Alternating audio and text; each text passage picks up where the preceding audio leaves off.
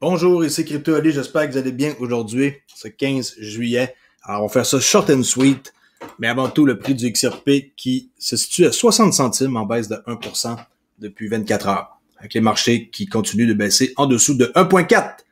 Les gens prennent encore leur argent, ils ont peur. OK? Avant d'aller voir les nouvelles, Fiat Leak, 60 centimes, comme je viens de dire, le seul gagnant, c'est Send, qui est S-A-N-D. Avec 30%, les autres sont tous dans le rouge, hein, 55 contre 9, là. On va dire que c'est rouge pas mal, à date, c'est pas terrible. Le XRP aussi, qui commence à descendre pour 23%. Ça, c'est nouveau. On peut voir maintenant les stablecoins sur CoinGecko. Alors, regardez la dominance du Tether, qui est ici, qui domine largement les autres, suivi de loin, mais nul autre que le USD Coin, qui est basé en passant sur Stellar, avec Jeremy Allaire de Circle. Et par après, on voit les autres, là. Binance USD, puis toutes les autres, ben on les voit presque pas, là. C'est pas des grosses quantités, là. Bon, Paxo, DAI, True USD, OK? Puis on peut voir aussi qui domine, là. Tether USDC, Binance, DAI, Terra USD, True USD, Paxo, Liquidity USD, que j'ai aucune idée c'est quoi. OK? Alors, vous pouvez voir ça dans le lien en haut. Il y a toujours un endroit ici, comme là, présentement. Ceux qui connaissent pas la DeFi, ils peuvent aller cliquer ici pour voir ce qu'est la DeFi. Et à chaque fois qu'on va sur la page principale, on voit le lien pour les stablecoins par market capitalisation.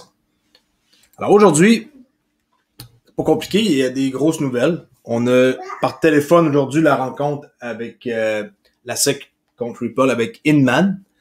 Mais avant d'en parler ici, je voulais vous dire que hier, hein, il y a eu une entrevue avec Hugo Fullion de Flare Network et ils disent que il dit que dans 7 jours, qu'il y allait avoir un update pour les préparations pour le launch.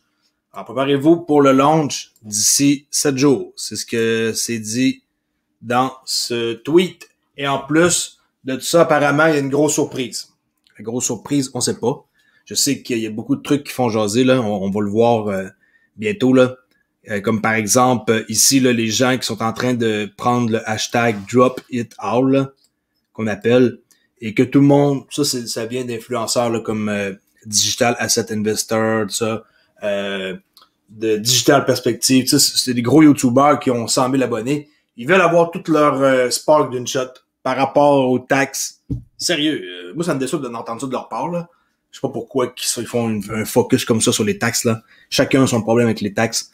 Ils veulent tout avoir ça d'une shot et ils essaient de mettre de la pression pour que Hugo de Flare drop toutes les sparks d'une shot. C'est pas le plan qui est censé arriver, alors oubliez ça.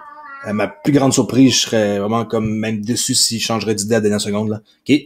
Avant tout, ici, il y a quelqu'un qui a fait un XRP Rose, que je connaissais pas, cette fille-là.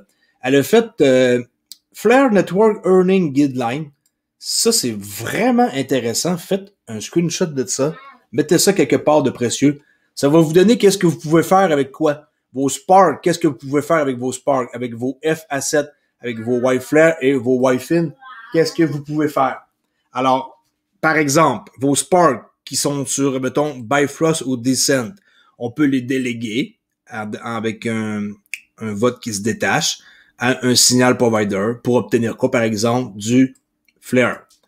On peut utiliser après ça, exemple, notre plateforme Descent ou Bifrost pour les staker à un agent. Et là-dessus, on gagne selon qu'est-ce qu'on stake. Du XRP, du XLM, du LTC, OK? On peut aller sur Flare Farm et utiliser un pool de liquidité pour gagner du Y-Fin en stakant nos Spark. Oui, c'est facile à comprendre. On peut utiliser un prêt. OK? On prête nos Spark, ce qui donne des intérêts. Les intérêts sont payés en Spark ou en Y-Fin. Tout ça, c'est selon votre situation. Vous avez ici, vous voulez cette direction-là dans les F-Assets. Vous voulez staker, par exemple, vos XRP qui deviennent des FXRP. Alors, vous allez recevoir, par exemple, ici, hein, du token récompense du Flare. Et c'est ça. Selon qu'est-ce que vous voulez faire, allez voir. Il y a comme 4 possibilités. Spark, F-Asset, Y-Flare, Y-Fin. Y-Fin, vous voulez utiliser ça pour faire du farming. Ben, vous allez avoir un Liquidity Provider Token, un jeton qui vous permet d'avoir le droit d'accéder à un pool de liquidité et vous gagnez du Y-Fin. Très, très bravo. Bravo à XRP Rose, que je connaissais pas, je me suis abonné. OK, alors, continue. La nouvelle d'aujourd'hui, c'est ça. À 3h PM. Désolé, ma vidéo est en retard. J'ai pas pu faire ma vidéo hier soir. J'étais trop fatigué. Ah oui. J'étais même étourdi.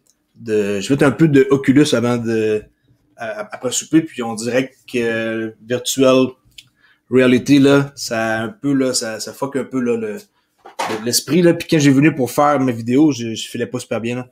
Alors j'ai fait ça. Je fais cette vidéo-là en me levant ce matin. Il est 9h20. OK. Alors ici, on peut voir hein, que le procès d'XRP, le tribunal fixe la date d'audience pour le plaidoyer de la SEC contre le dépôt d'Inman. Comme j'ai dit, c'est à 3h aujourd'hui. Le numéro de téléphone, je l'ai pas de mémoire, mais je peux vous le fournir dans la description si... dans le fond, je vais le fournir dans la description pour que vous soyez capable d'assister à ça si ça vous tente là et que vous écoutez ma vidéo à temps. D'accord? On continue ici avec une autre nouvelle. On peut voir par rapport à l'ancien directeur de Ripple, vous savez, hein, Jed McCaleb, là, que les gens aiment détester, là, qui dit que on peut voir hein, son portefeuille, pour ceux qui ne savent pas, là, que son portefeuille s'appelle Taco Stand. On va aller le voir à l'instant, là, tantôt ici. Là. Je vais vous lire un petit quelque chose avant. Alors, si vous êtes un passionné d'XRP, vous connaissez peut-être la version mensuelle de XRP d'entièrement, le compte escroc qui libère à chaque mois des XRP à Jed McCaleb. Alors, l'entièrement XRP était conçu pour assurer, entre autres, ça verse 1 milliard d'XRP, excusez-moi, là, j'ai peut-être mal expliqué. Ça verse 1 milliard d'XRP pendant plusieurs années, là, c'est 4 ou 5 ans, okay, jusqu'au temps qu'il n'y en ait plus à verser, mais en même temps aussi, il verse à Jed McCaleb son montant à lui. Alors, l'entièrement, le compte escroc, qu'on appelle l'entièrement XRP, a été conçu pour assurer la prévisibilité de l'offre XRP et une partie est également empochée par l'ancien directeur de Ripple, Jed McCaleb. McCaleb n'a pas hésité à vendre son XRP et les données suggèrent qu'il a vendu près de 150 millions de XRP au cours des 3 dernières semaines. Compte tenu des données fournies par XRP Scan du 21 juin au 12 juillet, les ventes de XRP de McCaleb ont atteint 150 millions, okay, soit 98 millions de dollars. Les données suggèrent que la vente de McCaleb est devenue plus cohérente au cours des dernières semaines. Nous l'avons vu vendre près de 10 millions de XRP par jour. Il est comme stable. Depuis qu'il a reçu le paiement précédent de Ripple. Et là, on peut voir son portefeuille, qui lui reste la coquette somme de 589 millions d'XRP. OK? C'est pour vous montrer que vous pouvez aller voir n'importe qui, hein, c'est public. Alors, vous rentrez son adresse et on voit ici qu'il lui reste 584. Si je fais le refresh, peut-être que ça va changer le chiffre, on va aller voir. OK, 584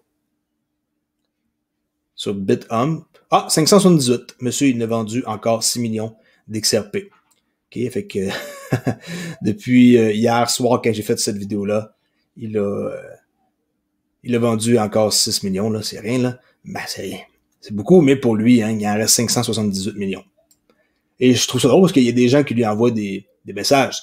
Comme il y a quelqu'un qui lui a envoyé un message en quoi que il a besoin d'aide, s'il pourrait tendre la main à quelqu'un qui a besoin d'aide, il serait reconnaissant.